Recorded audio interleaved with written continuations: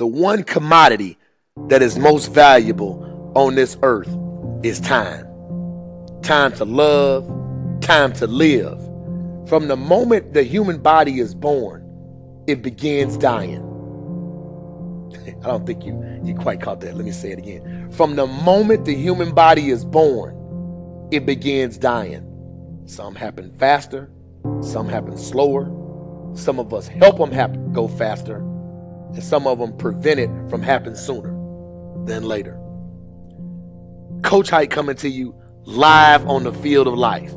How many seconds, how many minutes do we waste every day doing things that are nowhere near the goals and aspirations and passions that we have inside? How many times do you go through the course of a day and realize, did I do anything I set out to do today? Write down those goals each and every day. No matter if it's 2 goals a day, if you can accomplish those, then you're doing more than just making it through the day. You are living and achieving your dreams. You know, as inspirational speakers, we don't want to just talk to you. We want to live that as well. I've done that in my life as well. Find time to better yourself, read, explore, research, live life, do things you've never thought of doing before. That's what it's all about. When you're born, that's that date that they put on the left side of the tombstone. When you die, they put another date on the right side of the tombstone. But that dash in the middle is the most important thing on that tombstone. That is a line that throughout that entire time frame, you were able to impact and touch others' lives. You were able to leave your mark on this earth. You were able to build a legacy that nobody could change. You were able to have it to where people remembered who you are no matter what. When you're living for that dash in the middle, you're going to remember your why. Your why you're here. Not the why did you do something. Your why, your reason for getting up in the morning, your reason for pushing yourself past the brink of exertion and giving up. Your reason for moving on and getting things done in life. That dash in the middle, that's the thing that pushes you. Just stop for a second. Write down your why. What are you doing this for in life? If your why doesn't make you cry, then that's not your why. Again, if your why doesn't make you cry, then that's not your why. Your why should be something so big that it moves your family tree. Your why should be something so big that it changes the whole outlook on how things are with you and your home, your family, your religion, your purpose. Think about your passion. Think about your opportunities. And that's how you find your purpose. OPP. When that why meets up with your passion, your opportunity, your purpose, then you'll find out. The most important day in your life is the day you remember why you were born.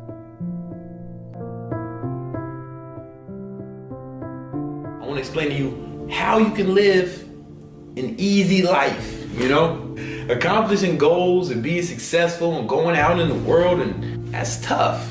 The only way to live an easy life is to basically give up on all your dreams and aspirations and just sit around doing nothing. Shit that is easy is not worth accomplishing. Therefore, a life that is easy is not even worth living. Nothing in this world is worth having or doing unless it means effort, pain, and difficulty. When you listen to me, you listen to me good. You are going to die. All of you. You, all your friends, your family, everyone you know, everyone you care about is going to die. If you love life, do not waste time, because time is what life is made of. So if you respect and appreciate the time that you've been given, why aren't you out there doing what you want to do? What you need to be telling yourself is, it's unacceptable to be sitting around and procrastinating, and I no longer want to be a loser. I no longer want to be average. I know what it is that I want, and I'm going to work hard, and I'm going to get it. When you want to succeed as bad as you want to breathe, then you'll be successful. Some of you love sleep more than you love success. And I'm here to tell you today, if you're going to be successful, you've got to be willing to give up sleep. You got to be willing to work off for 3 hours of sleep, 2 hours. If you really want to be successful, some days you're going to have to stay up 3 days in a row. But you don't need to, if you don't really want it. How badly are you wanting success? Rather than actually working towards your dreams, a lot of you are just thinking about it. I have high hopes for everybody watching this. I want to remember your name.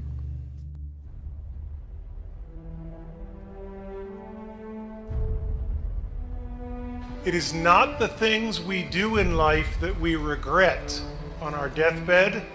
It is the things we do not. Because I assure you, I've done a lot of really stupid things. None of them bother me. All the mistakes and all the dopey things and all the times I was embarrassed, they don't matter. Find your passion, and in my experience, no matter what you do at work or what you do in official settings, that passion will be grounded in people, and it will be grounded in the relationships you have with people and what they think of you when your time comes.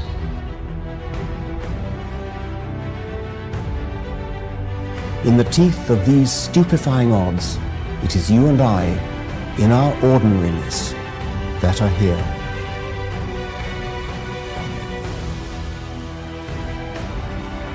But one thing I can tell you, I do every single day of my life is I try to find somebody else to change their life.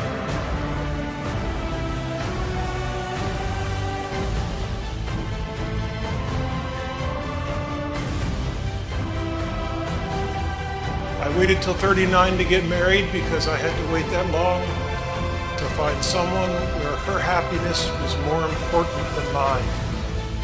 And if nothing else, I hope that all of you can find that kind of passion and that kind of love in your life. Thank you.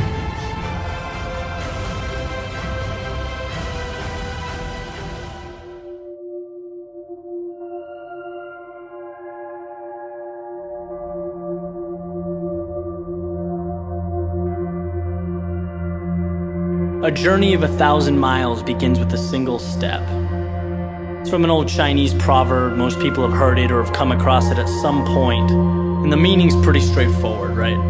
It advocates having the courage to take that step towards a goal. And that's huge. You're making that decision to move forward towards something you want. But it's what happens immediately following that first step that I'm interested in. What happens when the journey's begun? And it's you and your goal, and all of a sudden you realize how long that road ahead really is. You know, this is a turning point for a lot of people. And those who can succeed are able to take their daunting, intimidating goal or journey and see it for what it really is. Just a bunch of small, manageable tasks strung together. You know, when you look at why people quit, a lot of the time it's because they were overwhelmed by their goals and ambitions. Let's say you have, this wonderful plan in your head to climb a mountain. You're thinking about that feeling of being on top, looking down with pride. Every time you think about it, your heart starts racing. So you pack your stuff, you make your way down to the base of the mountain, and then you look up. Different ball game, right? Now the entire mountain's in front of you, and you realize that that's no small feat. That is when people walk away. When they aren't able to see a challenge as a sum of tiny steps, they see it as a crazy, impossible task. It's like saying you want to be the next Tom Brady or Kobe Bryant. It's a tall mountain to climb. Like trying to hit a target from a mile away.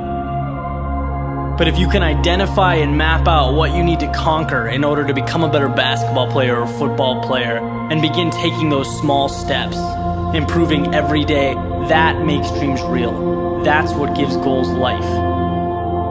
The ability to see your objective not as a marathon, but as a series of little 400-meter stretches. Stepping stones. You know what your objective is today, tomorrow, the end of the week, and the end of the year. And completing them day by day, these little victories, that's what gives your dream life. It's what gives you momentum. You feel good about the process. And by the way, when things blow up in your face, which happens every so often on this little place we call Earth, you'll have that foundation and that sense of accomplishment to stay focused, because your approach is tangible and it's realistic. This applies with everything. Losing a job, a breakup, failing a test. These things are monumental if you allow them to be. They can turn into that unclimbable mountain. Or they can roadmap a new path for you. And if you define what you want, you define success and begin stepping towards it 1 hour, 1 day at a time, you'll get where you want to be quicker than you thought. What changes our whole life is action. Why don't we take action? Fear. What do we got to do to get ourselves to do it? We got to make sure that we push ourselves through it by making a decision. The point in which change happens is a decision. Every change in your life that you want will come from something simple, a decision. People go, what does it take to change? Decide. If I persist, if I continue to try, if I continue to charge forward, I will succeed. I will persist until I succeed. I was not delivered unto this world in defeat, nor does failure course in my veins. I am not a sheep waiting to be prodded by my shepherd. I am a lion, and I refuse to talk, to walk, to sleep with the sheep. Don't be a follower, be a student. Take advice, but not orders. Take information, but don't let somebody, order your life. Not to do what someone else says.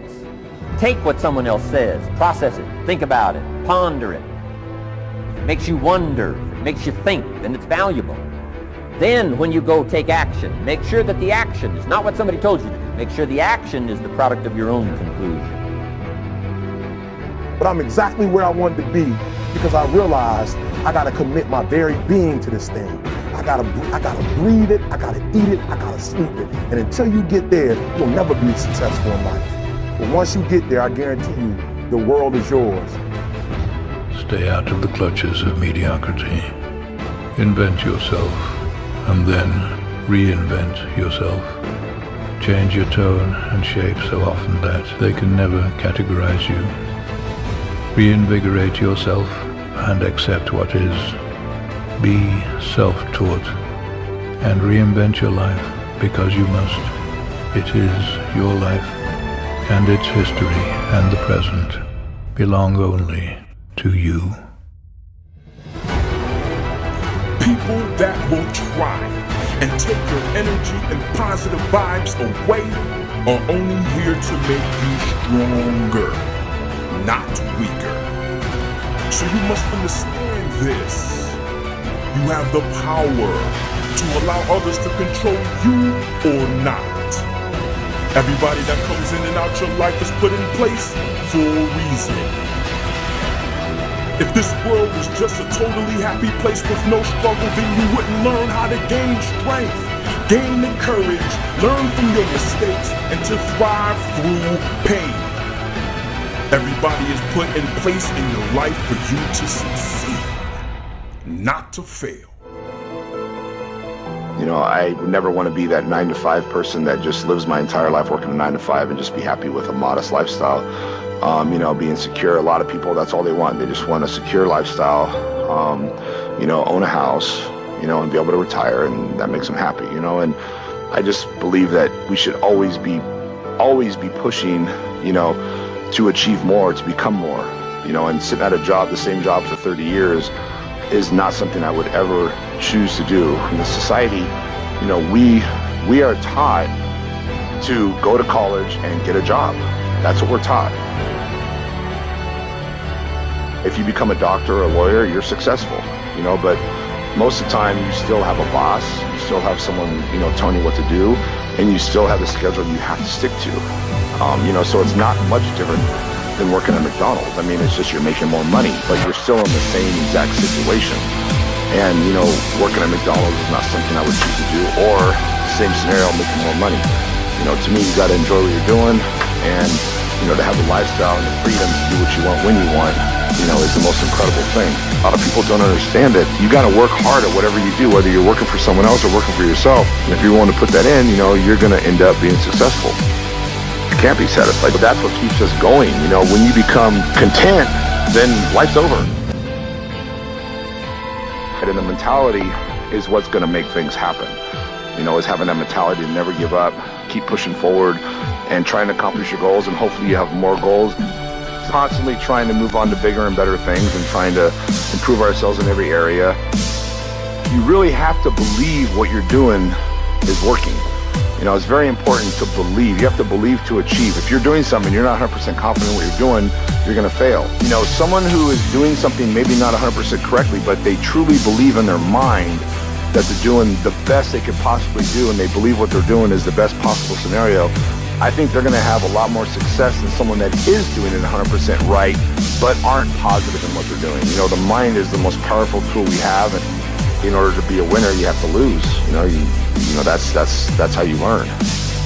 One day I may is telling me you better get out there and start busting your ass. Going forward and never stop. Don't miss a day. One day miss is the day you can't get back. Always look at the positive. The glass is always half full. If you think positive and you look at the positive, you're only going to continue to get better. And it's being positive in every area is the secret. It's the secret to life. If you're negative about anything, you're going to fail, no matter what it is. You're not happy. You want to be better. But that's what you want in every aspect of life. You want to better yourself in every way possible.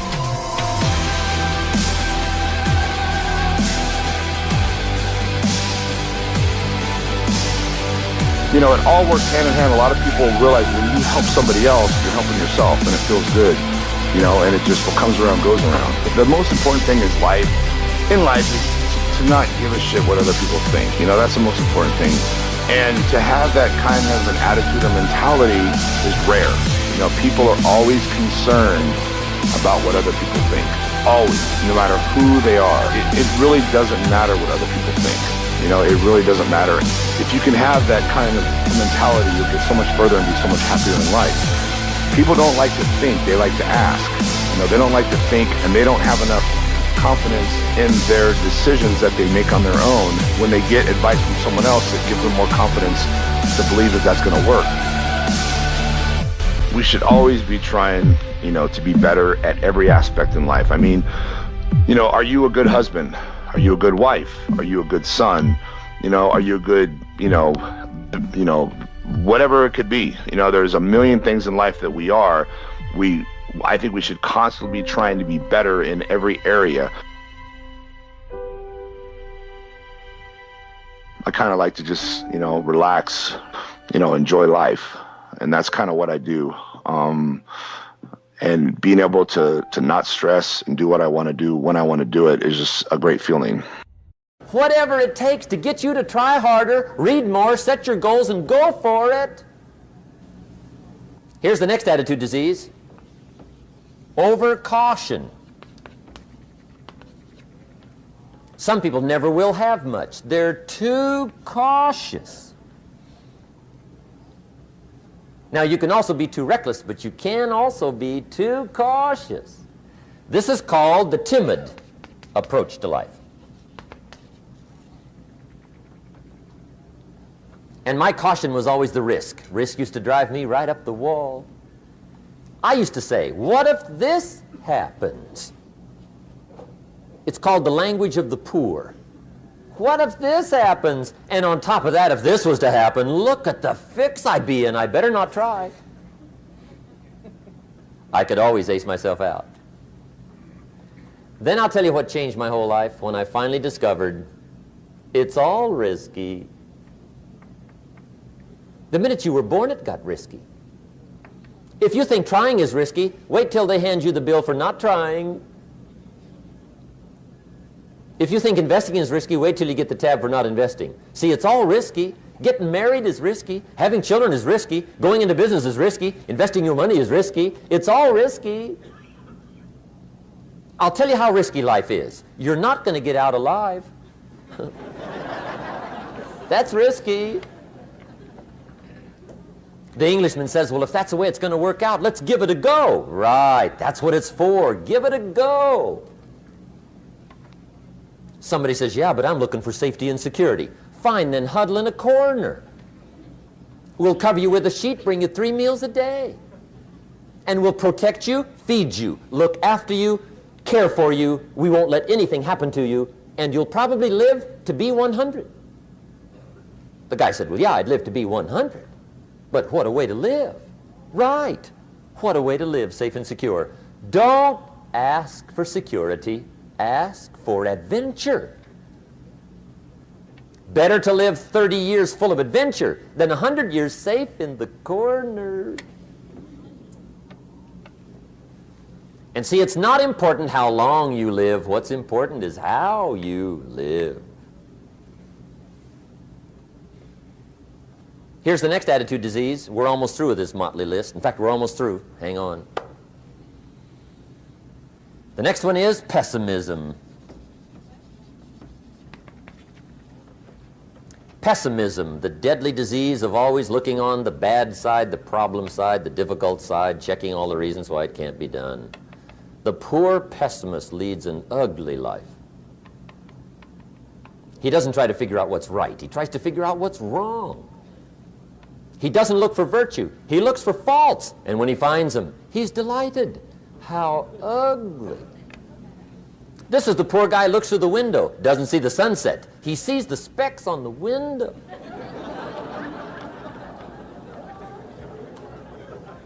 And this is the poor guy, right, who rushes up, takes such leave of his senses. This guy rushes up and he says, I've got 5 good reasons why it won't work. He's so dumb he doesn't know all he needs 1. He's got 5.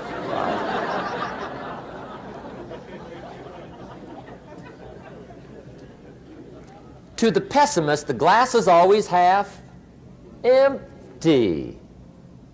To the optimist, the glass is half full. Why would the same measure affect people 2 different ways? Answer, it all depends on how you look at it. Our lives are mostly affected by the way we think things are, not the way they are. The way we think they are affects us most. There's a subject we don't have time to get into tonight called better thinking habits. One of the major things Shove taught me when I met him, he said, poor thinking habits keeps most people poor. Not poor working habits. Most people work hard, but they don't think hard. And Shove taught me that the mind is like a factory, a mental factory. And whatever you think about all day long pours ingredients into this mental factory. And that's what builds the economic, social, financial fabric of your life. He quoted me a Bible phrase that says, as you think, so you become. How awesome. When he talked about poor thinking habits, he had me. I used to start the day reading the morning newspaper. I mean, you can believe that or not. I'd get a cup of coffee and read the paper. I'd load up on wars and riots and murders and stabbings and killings and bank robberies and muggings and car wrecks and tragedies. I'd even read the back pages. I seem to like that stuff for some weird reason. I'd load up on all that, and then I'd start the day. You can imagine the kind of days I used to have. You walk around on your financial knees.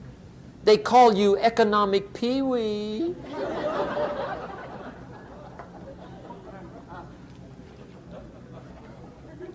The guy says, I want to be a great leader. Wonderful. The first thing we do is follow him to his house. When we get there, we walk in and check his library, number 1. Somebody says, well, why check his library? The reason is because what a man reads pours massive ingredients into his mental factory, and the fabric of his life is built from those ingredients. You would not believe what some people have got in their house to read. You would not believe. One of the best dressed up words I know for a lot of it is trash. Can you imagine dumping a barrel of trash into this mental factory every day and coming out with a rich, dynamic, positive life? It can't be done. You might as well try making a cake with cement. The kids back in Danbury, Connecticut, high school, they're asking me questions one day. I'm talking to the kids. Kids got good questions these days. One of them said to me, Mr. Rohn, how do you build the good life? I said, it's simple. It's not easy, but it's simple. Here's how you build anything. Select the right ingredients, keep out the wrong ingredients, and it starts with thought. Everything starts with thought. So you must be wise and careful what you think about, because that starts everything. You got to be wise and careful. I asked the kids, what would happen if somebody dropped sugar in my coffee? They said, well, you'd be okay. I said, what if somebody dropped strychnine in my coffee? They said, well, you'd be dead. I said, correct. Lesson 1. Life is both sugar and strychnine. You gotta be careful. I said, what if my worst enemy drops in the sugar? They said, will you be okay? I said, what if my best friend, even by accident, drops in the strychnine? They said, well, you'd be dead. I said, correct. Lesson 2, watch your coffee.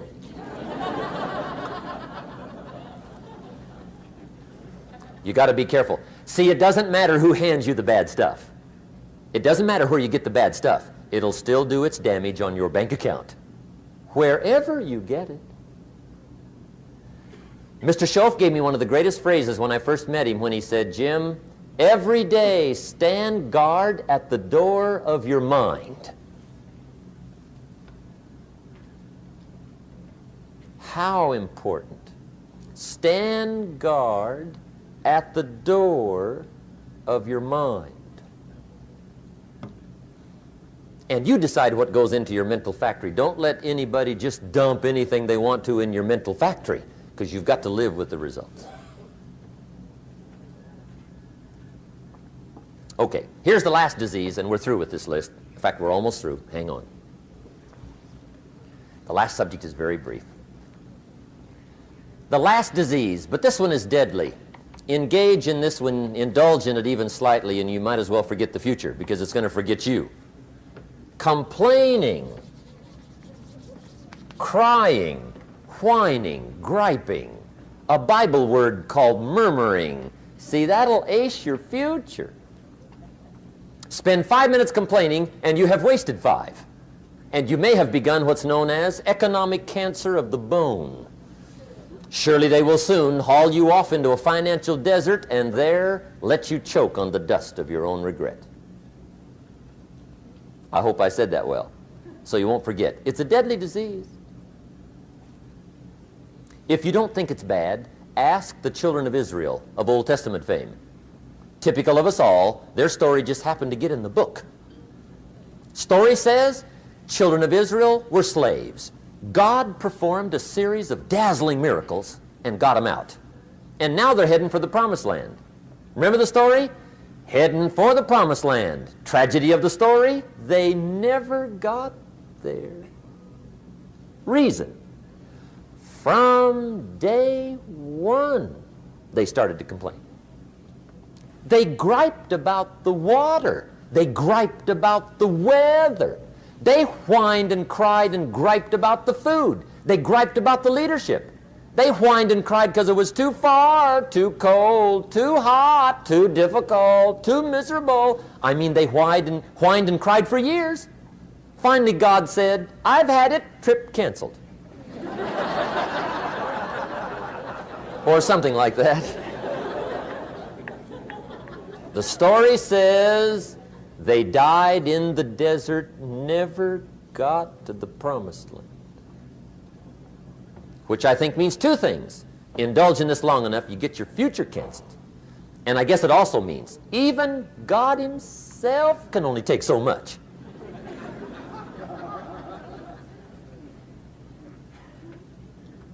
Okay.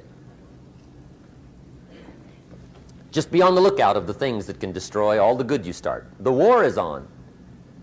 And this evening, tomorrow, mentally, personally, socially, economically, you got to make sure you're winning the war.